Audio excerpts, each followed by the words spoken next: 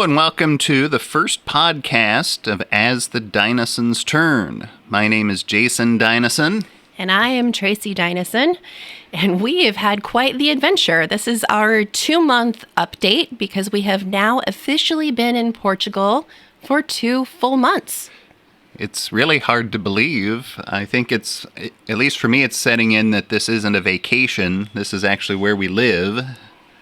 But at the same time, I would say, yeah, it feels real now, but it doesn't feel bad. Like, I don't want it to sound like that. Like, oh my gosh, this is never going to end. But I mean, it's all good, right? It feels like we've settled in now. A lot of the paperwork stuff, it's not totally over, but a lot of the paperwork stuff that we had to do and just getting bank accounts set up and that sort of stuff is behind us. And now I guess it's more just we live our life now.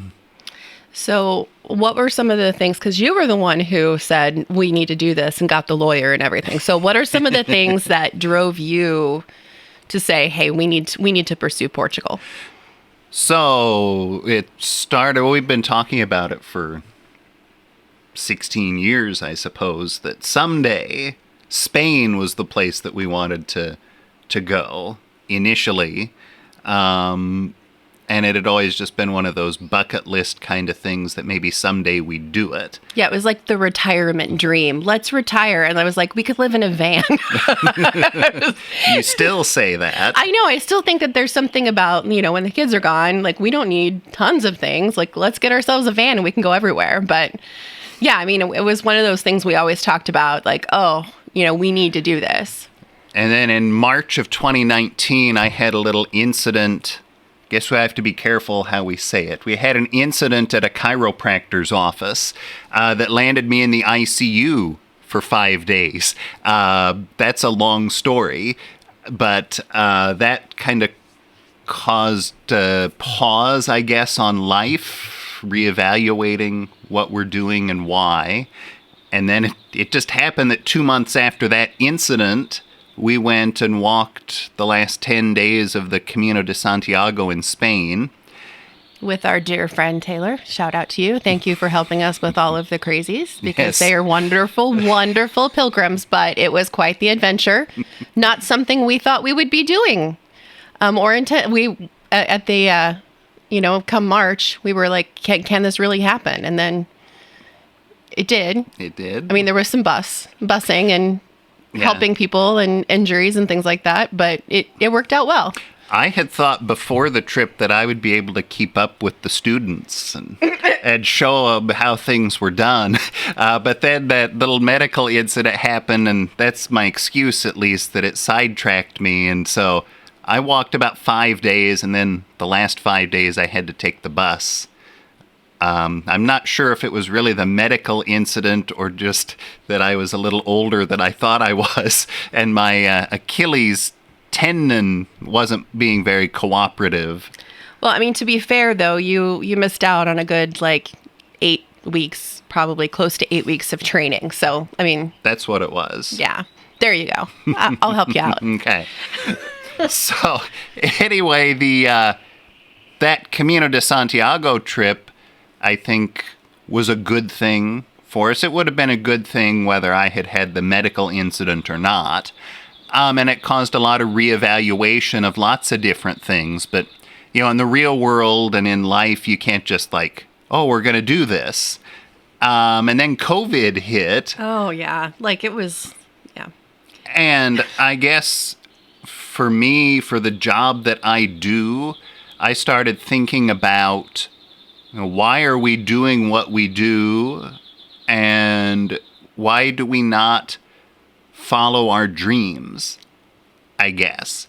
You look at so many people are unhappy with their position in life and the things that they're doing, and I wish I could do that. And I guess maybe it's the way my mind works. I'm like, well, why don't we do it?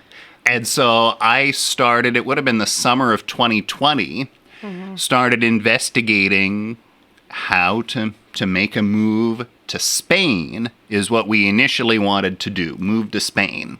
And I reached out to an attorney actually the same law firm that helped us move to Portugal. They have offices in several different countries, and so started the ball rolling, and we were going to move to Spain, weren't we?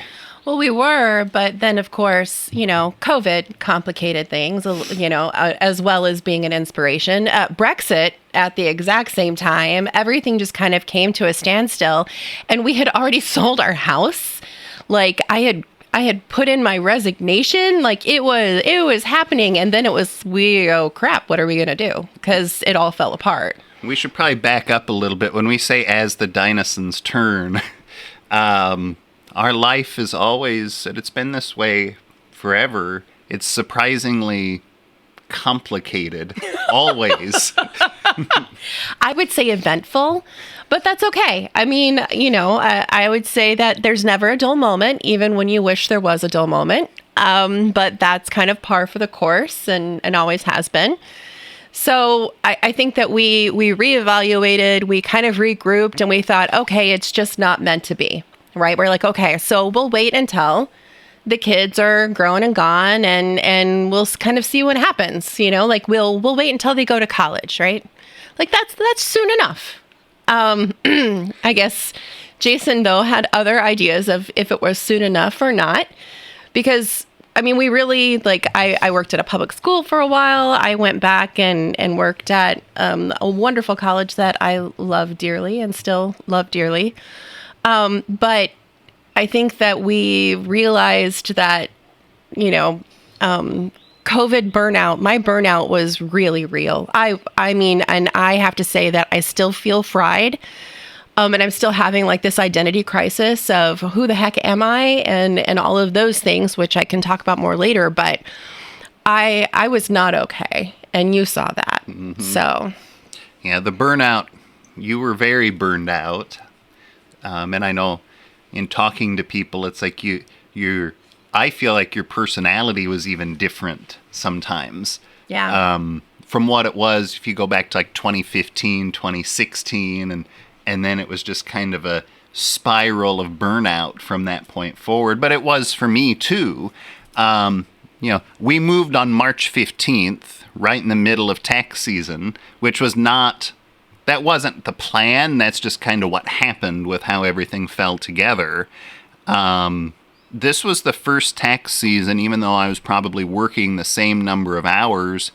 It was the first tax season where I wasn't miserable and angry and just kind of pissed off at the world the entire time, I guess. And it helps because if you've seen the pictures that we posted on Facebook, if you're not friends with us on Facebook, I guess you probably haven't seen those. But if you follow our blog, you can see the pictures of what we look at in our backyard. And I mean, that in and of itself is just very calming. To look out over a field with a cow and grapevines and... Well, and to be honest, this move couldn't have actually happened, and we left a lot of things behind. So thank you to our friends, Dave and Amy, and gosh, Becky, I'm just telling you, thank you, thank you, thank you. You guys really made this so that we we ran out of time. And so we threw everything. Everybody got two bags. We had duffel bags, and we packed all of our stuff, and it was really what can we check? And the animals, all of those things. And then we left, and we left things kind of in chaos. So, because we literally ran out of time. Mm-hmm.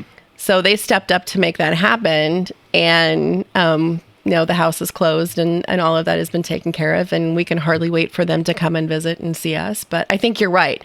I always said that I was a single parent in tax season. And I've always hated tax season, I will be honest, because I working all of the time and then putting in all of your effort and all of those things and then coming home and it really is a 24/7 ordeal. But I would say I would agree. This was the first tax season that didn't feel horrible. For those of you who are accountants, I'm sorry, but I am not one and have zero desire to do this. So I think that you're right. There was something else. And I don't know if it was because we realized the move was happening or if it was because of the change of scenery during that last push, because that push from March through April, even until now, I mean, there's still more going on. is a lot. I mean, it's a lot. So, But one of the things, and this is probably a podcast and a blog post in and of itself, but the field that we look out over has this cow in it. I've named her Lady. And that is kind of prophetic, I guess, for me, because one of the things when I was able to walk on the Camino in 2019, we were walking through some small town in Spain, and there is this guy driving, like herding one cow down a road, and I guess the assumption is that he was driving it to the pasture, and at the end of the day, he'd probably drive it back to the barn. And in my mind, I was like, and there's a lot of complications with that. I'm sure his life is not perfect, but just think about, you get up and that's what you do that day is you drive the cow down to the pasture and then you take it back at the end of the day. And then I was thinking about all the crap that we do in our lives with our jobs in America. And all the crap we had. I think that's the other thing. We were surrounded by stuff. Yeah. So I kept saying, I want to be like the guy with the cow. And, that's not realistic to just, like, say, oh, I'm just going to have a cow and that's all I'm going to do. But, what I say is it's not necessarily meant to be literal. It's more of a metaphorical thing. And so being able to look out over this pasture and see one cow roaming around, and then we go for walks. And like Tracy said, she's named the cow Lady. Lady talks to us. Yes, we have great conversations. I say, how are you today? And she moves. And then sometimes she'll walk over and come and see us. And then I'll say, okay, we'll see you tomorrow, Lady. And she moves goodbye. She moves goodbye. And so, I mean, it's kind of prophetic, I guess, for me to be able to see that. It helps a lot. I've actually been able to make some business plans and do things that I hadn't done in 3 or 4 years just because the burnout for me is not as extreme. It's still there. It's going to be there. It's going to take time for both of us, I think, to get over that. I also noticed that both of us have still that American, like, OMG, OMG, OMG, OMG, everything's wrong, this is wrong, I'm a failure, it's all screwed up, and we get so tense about things. And I feel like that's a carryover from life in America where well, this is another blog post and podcast, but sometimes it's like you have to be perfect in America. You can't make a mistake. And if you do, it's like it all goes off the rails for your entire life. Oh, okay. So, side note, and those of you who know us, we're both extreme perfectionists. So we're not saying that normal people are like this, however, we are. But I think you're right. We get overwhelmed and then we're trying to take care of things. And there are times where we're like, why is this taking 4 weeks? 4 weeks, by the way, for us to have access to our bank accounts. Why does it take 4 weeks to buy a car? Like it's those things and things that we're used to doing very, very quickly. And then we've realized that, our to-do list doesn't need to be a mile long.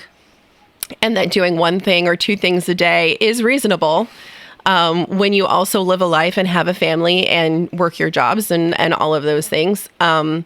I am working for Jason. However, I am still in identity crisis of what am I going to do with my life? And I still feel pretty burned out, but also as a person whose career and identity are so intertwined, I'm not exactly sure who to be or how to be yet.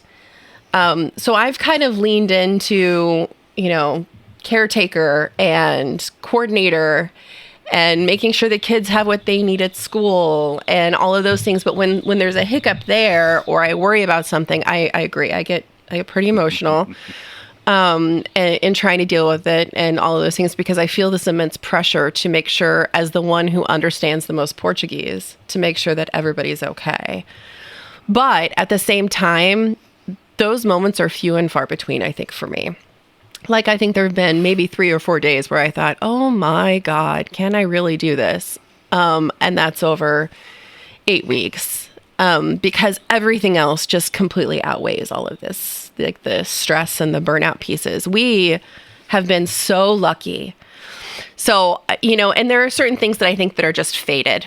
Found a great realtor. Started looking at like Portugal expat groups and moving to Portugal Facebook groups, and found an amazing realtor who is in the north, knowing that we are more mountain people than beach people.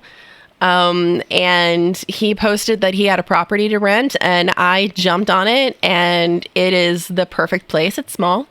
Like we say, it's about 300 square feet, but it's from 3,000, a little bit of a change, but in good ways. Like, we only have exactly what we need and what we like, and nothing comes into the house that we don't adore or love. And so that's a good thing.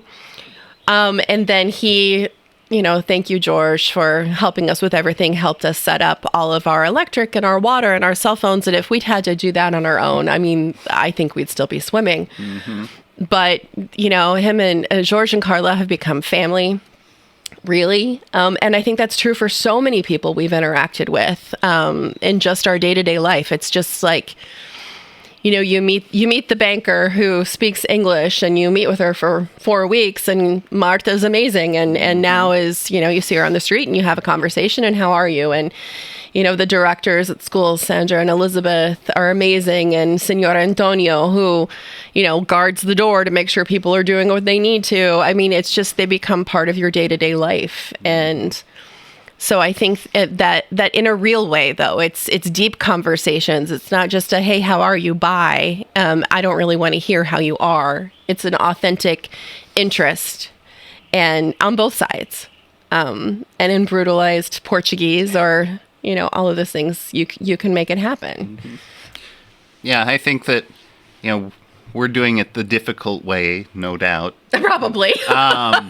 Just because I think most people doing this, unless they know Portuguese, they'd probably want to move to someplace where more people speak English.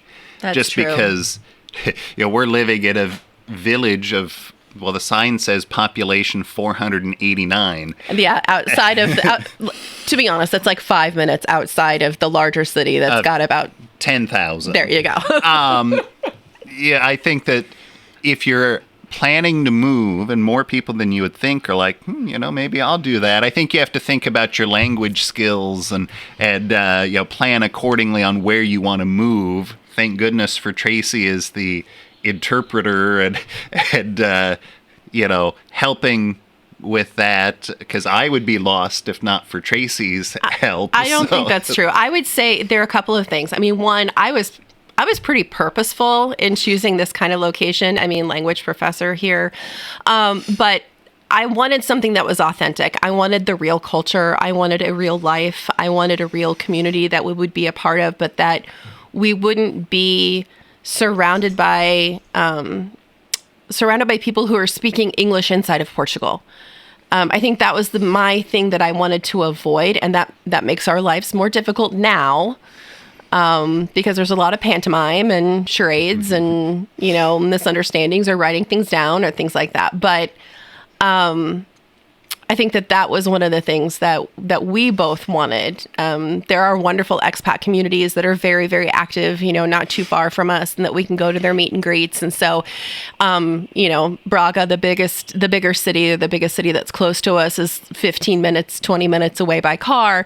So, we have access to absolutely everything anyone could ever need, including IKEA and, a Steak and Shake. Hello, how is that even possible? When we found that, I think we about ready to praise the Lord right there, just drop to our knees. Right. But so I think that there are pieces of things that we're familiar with that are not too far away. But I'm doing better. I'm still not done with burnout. But I think I'm back at the point where I can go back to therapy and work on some of those things. I'm taking Portuguese classes to improve my Portuguese, knowing that I want to do something that's more community related, and that I'm going to need those things. And now that your tax season is done, you can start all of that too. But I don't know. I think this is intended to be an introductory podcast, I guess. All of these things that we've mentioned here are really podcasts in and of themselves, but I guess the main thing I would say is this is home, really, for us. This isn't some little jaunt or whatever. Where this is home. Well, and it feels like home. I mean, that's the other piece of it. Like, I mean, even from the first couple of days where we're running around and all of these things and trying to get everything set up, it still felt like home. Even in the chaos. Like, there's just something that kind of speaks to the soul that's like, okay, this was a good move. Yeah. It's been a good move so far. It has been. So 2 months. We'll be doing these podcasts fairly regularly. I'm like, we got to have a calendar and, production schedule. I think that it's more like it's just going to be when the soul tells us it's time to record a podcast, we'll record a podcast. But just, thank you to everyone who's been, following what's going on, and know that you are here with us in a lot of ways, and we are trying to purchase a property and all of those pieces. So we are happy to play host. Thank you to Sharon and Jay Wilkinson for coming to visit us and be our first visitors. That was wonderful. But yeah, I think that this was a good move, and we'd love to see you all here.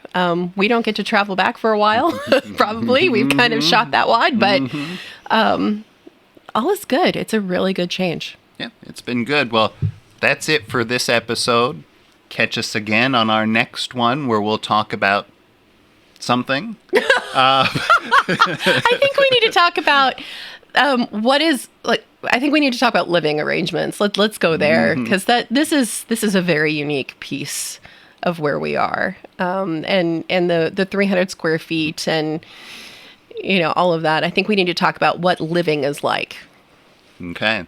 Well, catch us again on that next episode of As the Dinesens Turn.